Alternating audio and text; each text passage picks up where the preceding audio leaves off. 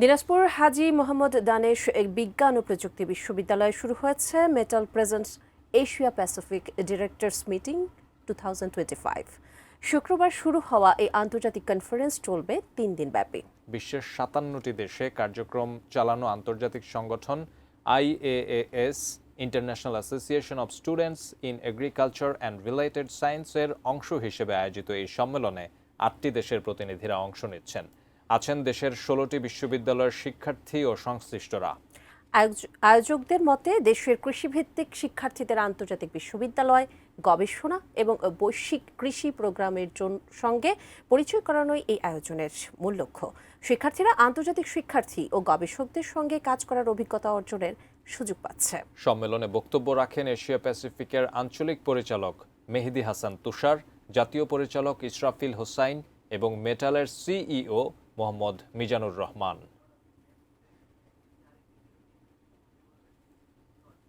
নতুন ভ্যারাইটির আমরা নিজস্ব R&Dর মাধ্যমে আমরা এটা রিলিজ করেছি এবং এটা আমরা বাংলাদেশের যে অভ্যন্তরীণ মার্কেট আছে এই মার্কেটে আমরা বিক্রি করছি। পাশাপাশি আপনাদের মাধ্যমে আমি বলতে চাই যে আমরা 9টা দেশে আমরা এক্সপোর্টও শুরু করেছি।